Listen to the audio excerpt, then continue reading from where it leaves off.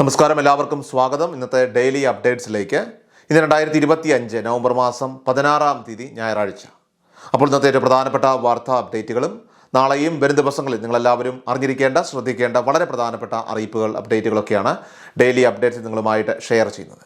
So എല്ലാ പ്രേക്ഷകരും പൂർണ്ണമായിട്ട് ഈ അപ്ഡേറ്റുകൾ ശ്രദ്ധിക്കുക. നിങ്ങളെല്ലാവരും വീഡിയോ ഒന്ന് ലൈക്ക് ചെയ്ത് എല്ലാ പ്രേക്ഷകരിലേക്ക് മറക്കാതെ ഒന്ന് ഷെയർ ചെയ്ത് എത്തിക്കുക. നമ്മുടെ വാട്സപ്പ് ഗ്രൂപ്പിൽ ജോയിൻ ചെയ്യുക. വാർത്തകളും അറിയിപ്പുകളും എല്ലാ ദിവസവും കൃത്യമായി നിങ്ങൾക്ക് വാട്സപ്പ് ഗ്രൂപ്പുകളിൽ ലഭ്യമാകും. വാട്സപ്പ് ഗ്രൂപ്പിൻ്റെ ലിങ്ക് വീഡിയോയുടെ കമൻറ്റ് സെക്ഷനിലും ഡിസ്ക്രിപ്ഷനിലും നൽകിയിട്ടുണ്ട്. സോ എല്ലാ പ്രേക്ഷകരും മറക്കാതെ ഏതെങ്കിലും ഒരു ഗ്രൂപ്പിൽ ഇപ്പോൾ തന്നെ ജോയിൻ ചെയ്യുക. ഏറ്റവും ആദ്യത്തെ പ്രധാനപ്പെട്ട വാർത്താ അപ്ഡേറ്റ്: കേരളത്തിൽ അടുത്ത 5 ദിവസം ഇടിമിന്നലോട് കൂടിയ ശക്തമായ മഴയ്ക്ക് സാധ്യതയെന്ന് കേന്ദ്ര കാലാവസ്ഥാ വകുപ്പ്.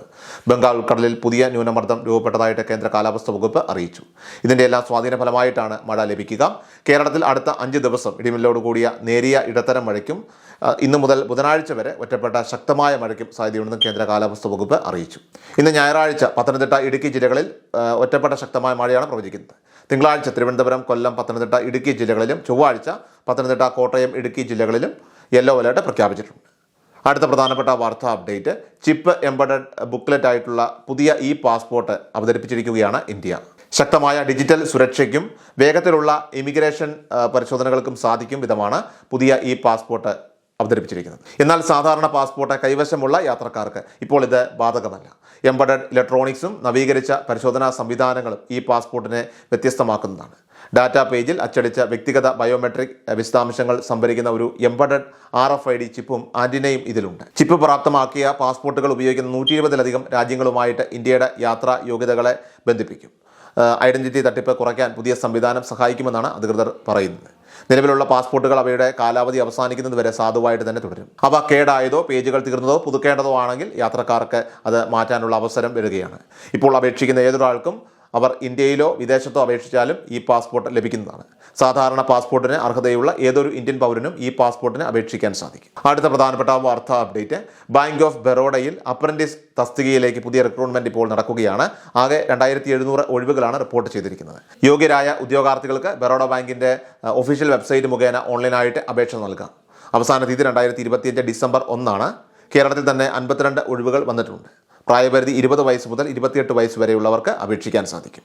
യോഗ്യത ഏതെങ്കിലും വിഷയത്തിൽ അംഗീകൃത യൂണിവേഴ്സിറ്റിയിൽ നിന്ന് ഡിഗ്രി നേടിയിരിക്കണം, അല്ലെങ്കിൽ തത്തുല്യം. ഒരു സംസ്ഥാനത്തിലോ അല്ലെങ്കിൽ ഒരു കേന്ദ്രഭരണ പ്രദേശത്തിലോ ഉള്ള ഒഴിവുകളിലേക്ക് മാത്രമാണ് അപേക്ഷിക്കേണ്ടത്. എന്നാൽ ബാങ്ക് ഓഫ് ബറോഡയിലോ മറ്റ് സ്ഥാപനങ്ങളിലോ മുൻപ് അപ്രന്റീസായിട്ട് ജോലി ചെയ്തവർക്ക് അപേക്ഷിക്കാനാവില്ല. അപേക്ഷകർ ബാങ്ക് ഓഫ് ബറോഡ നടത്തുന്ന പരീക്ഷയ്ക്ക് ഹാജരാവണം. 1 മണിക്കൂർ നീളുന്ന ടെസ്റ്റിൽ 100 മാർക്കിന്റെ 100 ചോദ്യങ്ങളാണ് ഉണ്ടാവുക. എഴുത്തു പരീക്ഷയിൽ വിജയിക്കുന്നവർ അവർ പ്രാദേശിക ഭാഷാ പരീക്ഷാ ടെസ്റ്റിന് വിധേയരാവണം. ശേഷം മാർക്കിന്റെ അടിസ്ഥാനത്തിൽ അഭിമുഖം നടത്തിയാവും നിയമനം നടത്തുക. അപേക്ഷാ ഫീസ് ജനറൽ വിഭാഗം, അതുപോലെ തന്നെ EWS, OBC വിഭാഗങ്ങൾക്ക് 800 രൂപയും ഭിന്നശേഷിക്കാർക്ക് 400 രൂപയുമാണ്. SC ST-കാർക്ക് ഫീസ് ഇല്ലാതെയും അപേക്ഷിക്കാം. താല്പര്യമുള്ള ഉദ്യോഗാർത്ഥികൾ ബാങ്ക് ഓഫ് ബറോഡയുടെ ഒഫീഷ്യൽ വെബ്സൈറ്റ് സന്ദർശിക്കുക. ഈ അറിയിപ്പ് നിങ്ങളുടെ സുഹൃത്തുക്കളിലേക്ക് മാക്സിമം ഒന്ന് ഷെയർ ചെയ്ത് നൽകുക. അടുത്ത പ്രധാനപ്പെട്ട വാർത്താ അപ്ഡേറ്റ്: നമ്മൾ കാത്തിരുന്ന പ്രധാനമന്ത്രി കിസാൻ സമ്മാൻ നിധി പദ്ധതിയുടെ 21ാമത്തെ ഇൻസ്റ്റാൾമെന്റ് 2000 രൂപയുടെ വിതരണം സംബന്ധിച്ച് തീയതി അറിയിപ്പ് ഇപ്പോൾ കേന്ദ്ര സർക്കാരിൻ്റെ ഭാഗത്തുനിന്നും അനൗൺസ് ചെയ്തിരിക്കുകയാണ്. നവംബർ മാസം 19-ാം തീയതി നമ്മുടെ ബാങ്ക് അക്കൗണ്ടുകളിലേക്ക് രാവിലെ 11 മണിയോടെ തുക ട്രാൻസ്ഫർ ചെയ്യുമെന്നാണ് കേന്ദ്ര ഗവൺമെൻറ് അറിയിപ്പ് വന്നിട്ടുള്ളത്. PM കിസാൻ സമ്മാൻ നിധിയുടെ വെബ്സൈറ്റിൽ പ്രവേശിച്ചു കഴിഞ്ഞാൽ ഇത് തത്സമയം നമുക്ക് കാണുന്നതിന് വേണ്ടിയിട്ടുള്ള അവസരം, രജിസ്റ്റർ ചെയ്യാനുള്ള സംവിധാനമൊക്കെ തന്നെ ക്രമീകരിച്ചിട്ടുണ്ട്.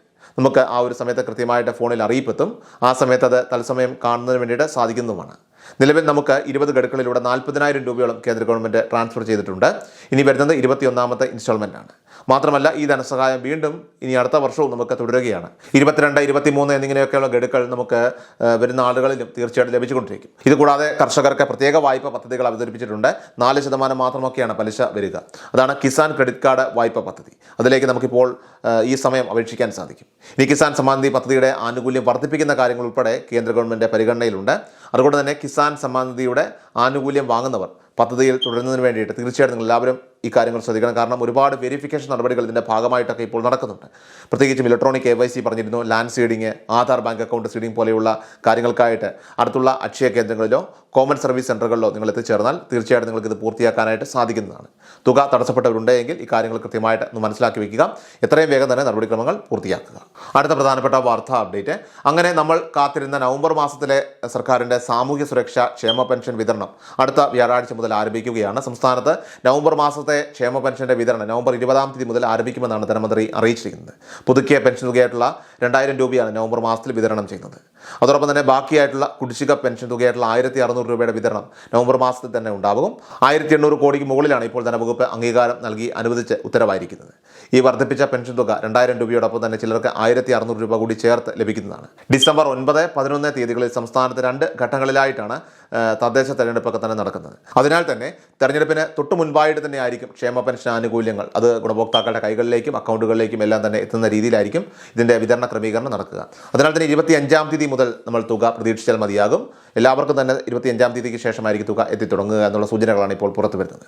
കാരണം കഴിഞ്ഞ മാസങ്ങളിലൊക്കെ തന്നെ ധനമന്ത്രി പ്രഖ്യാപിച്ച ആ തീയതിയിൽ തന്നെ വിതരണം ഉണ്ടായില്ല. 1-2 ദിവസങ്ങൾക്കൊക്കെ ശേഷമായിരുന്നു വിതരണം ഉണ്ടായത് തന്നെ. അതുകൊണ്ട് തന്നെ നവംബർ മാസം 24, 25 തീയതികളിലൊക്കെ തന്നെ വിതരണം ആരംഭിക്കുവാനാണ് കൂടുതലും സാധ്യത. ആ സാഹചര്യത്തിൽ തെരഞ്ഞെടുപ്പിന് തൊട്ട് മുൻപായിട്ട് തന്നെ ക്ഷേമ പെൻഷൻ ഗുണഭോക്താക്കളെല്ലാം തന്നെ അക്കൗണ്ടുകളിലേക്കും അതോടൊപ്പം തന്നെ അവരുടെ കൈകളിലേക്കും എല്ലാം തന്നെ തുക എത്തുന്നതായിരിക്കും. ഇതുപോലെ തന്നെ നിർമ്മാണ തൊഴിലാളി ക്ഷേമനിധി ബോർഡിലെ നിലവിൽ 15 മാസത്തിന് മുകളിലൊക്കെ ഇപ്പോൾ കുടിശ്ശികയുണ്ട്. അപ്പോൾ ആ ഒരു കുടിശ്ശിക വീട്ടുന്നതിന് വേണ്ടിയിട്ട് പ്രത്യേക വായ്പ എടുക്കുമെന്ന് സർക്കാർ അറിയിച്ചിരുന്നു. എന്നാൽ ഈ വായ്പാ തുക നിലവിൽ ഇതുവരെ സർക്കാർ എടുത്തിട്ടില്ല. ആ വായ്പ എടുത്ത ശേഷം മാത്രമാണ് ഇവർക്കുള്ള തുക പൂർണ്ണമായിട്ടും കൊടുത്തു തീർക്കുക. ഏറ്റവും അവസാനമായിട്ട് സംസ്ഥാനത്തെ സ്വർണ്ണവില പരിശോധിച്ചാൽ സംസ്ഥാനത്ത് ശനിയാഴ്ചയും നവംബർ 15 തീയതി സ്വർണ്ണവിലയിൽ ഇടിവ് രേഖപ്പെടുത്തി. 22 സ്വർണ്ണത്തിന് ഗ്രാമിന് 180 രൂപ കുറഞ്ഞ് 11,465 രൂപയും 10,440 രൂപ കുറഞ്ഞ് 91,720 രൂപയിലുമാണ് വ്യാപാരം പുരോഗമിച്ചത്. സോ ഡെയിലി അപ്ഡേറ്റ്സ് പൂർണ്ണമാവുകയാണ്. എല്ലാവരിലേക്കും നിങ്ങൾ ഈ അപ്ഡേറ്റ്സ് ഇപ്പോൾ തന്നെ ഷെയർ ചെയ്യുക. നമ്മുടെ വാട്സ്ആപ്പ് ഗ്രൂപ്പിൽ ജോയിൻ ചെയ്യുക. വാർത്തകളും അറിയിപ്പുകളും എല്ലാ ദിവസവും കൃത്യമായി നമുക്ക് വാട്സ്ആപ്പ് ഗ്രൂപ്പുകളിൽ ലഭ്യമാകും. വാട്സ്ആപ്പ് ഗ്രൂപ്പിൻ്റെ ലിങ്ക് വീഡിയോയുടെ കമൻറ്റ് സെക്ഷനിൽ ഡിസ്ക്രിപ്ഷൻ നൽകിയിട്ടുണ്ട്. സോ എല്ലാ പ്രേക്ഷകരും മറക്കാതെ ഏതെങ്കിലും ഒരു ഗ്രൂപ്പിൽ ഇപ്പോൾ തന്നെ ജോയിൻ ചെയ്യുക. വാർത്തകൾ എല്ലാവരിലേക്കും ഷെയർ ചെയ്യുക. വീണ്ടും ഡെയിലി അപ്ഡേറ്റ്സുമായിട്ട് നമുക്ക് നാളെ കാണാം. ദൂരേക്കും നന്ദി, നമസ്കാരം. കൃഷാൽ മീഡിയ എല്ലാ ദിവസവും വാർത്തകളും അറിയിപ്പുകളും ഡെയിലി അപ്ഡേറ്റ്സും ലഭിക്കാൻ ഇപ്പോൾ തന്നെ ചാനൽ സബ്സ്ക്രൈബ് ചെയ്യുക, ഫോളോ ചെയ്യുക. നിങ്ങളുടെ ലൈക്കും ഷെയർ നൽകി ഞങ്ങളെ സപ്പോർട്ട് ചെയ്യുക. നിങ്ങളുടെ അഭിപ്രായങ്ങൾ കമന്റ് ബോക്സിൽ രേഖപ്പെടുത്തുക.